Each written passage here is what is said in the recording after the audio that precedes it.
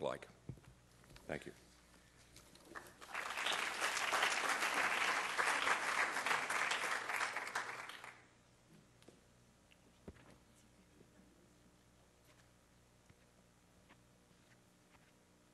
If you want to get up and just stand up, if you feel you've been sitting for a long time, feel free to do that. It'll just take me a minute to wire up here anyway. Got one more of these to go before we finish this panel.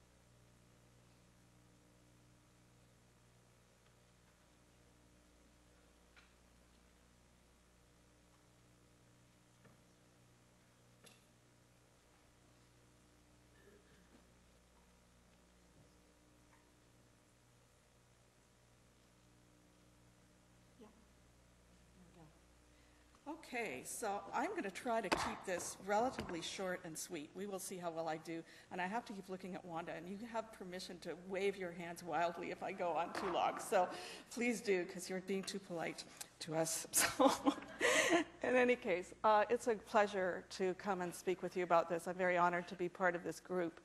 And it was great working with Gary on the planning group as well. This is such a big topic, and we could all talk ad nauseum about many, many things. So I've just tried to pick a few things that I think are especially important, not that there aren't many more. I think it's one of the hardest things I've ever done to actually get it down to that. Professors like to talk on and on, as you so well know. But also, you know, talking about big issues is very different from talking about a study or a project that you're involved in. And, you know, you can condense that fairly easily. So what I did was to go back and start thinking about things that I've experienced in my own career, because I spent 16 years as a librarian, primarily in health sciences libraries, but also in other types of special and academic libraries. Before I went back to school, did the PhD, and then had a second career as a faculty member at the University of Toronto and also here at UNC. And so I have this perspective that has never really left me, the perspective of linking research to practice. And everything that I do really has that in mind. And of course, I think that it's a very good way to approach things. And I think it's very important for a professional school of the future to continue to do that. But when I think of my own career, I can really see that you know, there were many things during these 16 years as a librarian, and then my experience as a faculty member too, that lessons I learned from that. So I just want to give you a few examples. I think we all have to sort of live this thing. We're going to live the change that occurs during the course of our career. And we have to be the imaginers and the creators and the ones who are going to really move things ahead. And I can see so many people in their careers doing this right now. So an example of when I was working at the McMaster University Health Sciences Library, we moved out of the library. We started a clinical librarian program with librarians attached to the healthcare teams. And we provided, there were programs like that already existing, but they only provided information for healthcare providers. We had this concept of, you know, it's all about the patient care team, and the patient is a member of the team. And I thought, well, why don't we provide information to the patients and families, which was actually, in those days, a very risky idea. I mean, we could have got, you know, I suppose, I don't know that I could have got fired. I didn't, I guess, so I didn't. But on the other hand, I felt it was kind of risky, and it was a very new idea. And we did get questioned a lot by the health professionals as to what right we had to be in that environment. But as we started to demonstrate that we really could provide useful information and that informed patients could actually participate more effectively in communication with their healthcare professionals, things began to change. We talked about risk-taking earlier, and I think that's an example of the sort of things we have to be willing to try, and people have to be willing to let us too. Health sciences has been one of the areas early on into digital libraries, and it was painful at the beginning, even learning it, I have to say. I mean, it was just so foreign compared to searching the Index Medicus, to going to searching Medline, and then eventually it's almost all full text now, and many health sciences libraries are going completely digital.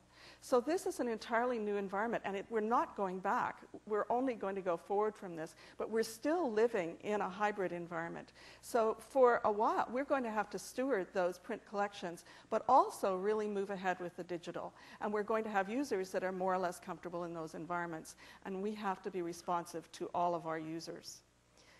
We also have to think about, I think, or I have experienced this notion that we're really broadening the audience. One of the advantages of digitization and end-user searching and getting away from the idea of intermediary searching is that we can offer those services to more people right where they work or live or do whatever they're doing. And it's a wonderful opportunity. And so it means that we have to start thinking of not only the people we traditionally provided services to, but also to others. And I think that it's expanding beyond what I think anyone ever thought it would. I mean, so many librarians now, not just clinical librarians or informationists now as they're called, often in health sciences environments, are moving out of the library, but in every area. And we're reaching out not only to say to the professional communities that we serve, but also to the broader community. And we in the Medical Library Association, we have a Librarians Without Borders initiative, so even globally. We're thinking globally. And we have to start thinking those really big thoughts because we have fantastic things to offer in this digital environment. And our Achilles heel was always that people had to bring things back to the library or make a photocopy of things. That isn't a limitation anymore. So what can we do to really take advantage of that? And I think, again, it will take all of our creativity, all of our imagination, all of our ability to be brave and to risk-take to move ahead in that environment. We really need to move into, I think, more outreach and partnership activities through this clinical librarian program that I mentioned. We developed partnerships with the public library so that we could make their materials accessible, but also encourage them to get more involved in the provision of health information. And in those days, the provision of health and legal information were two real no-nos. I remember being taught that at McGill in library school. But those ideas are not necessarily set in stone. And one of the things that I've learned over my career is that many ideas that we now take for granted are there and ready to be challenged because things are changing, and people do recognize this. The other thing that really changed my career a great deal, and I'm sure it's changing yours, is the increasing or greater involvement of library and information professionals in instruction around the use of information tools, because people need support. We know, there are a lot of open access software things out there, but there are companies out there that are supporting them too. And just as that's happening in the private sector, I think in libraries, the kind of support that we can provide to users at different levels who are at different levels of learning about these things is going to be very creative. And at McMaster, it was a new Canadian medical school when I went there in 1970, and it was really kind of one of the birthplaces of what's become known as evidence-based medicine or evidence-based practice. Well, I want to tell you that the way that came about was Dave Sackett, the doctor the medical guru who sort of thought up this whole idea of applying research to practice in the medical field, thought that they should, the doctors needed to know how to search the literature. What an interesting concept. And so he recruited the librarians, and we were delighted to join him. And the first tutorial on evidence-based medicine, which was actually called Critical Appraisal of the Literature. Later, one of Dr. Sackett's students, Dave Guyot, coined this name evidence-based medicine, and now many, many fields are adopting this whole thing. But what I'd like to point out through this example is that librarians can have a big impact, and we can move into these new spaces, and we really should, and I think our very future depends upon it. The other thing, of course, that I feel passionate about is research and evaluation, and the need for all of us. I'm sure some of you think about your research methods course that perhaps you took in your master's program, and the eyes glaze over and you think, oh, boring, boring. But research can be really exciting. It never got exciting to me until I really wanted to evaluate our clinical librarian program and see if it made any difference to the care of patients. And that set me on a whole trajectory of research looking at the value and impact of information and on the value and impact of librarians themselves, too.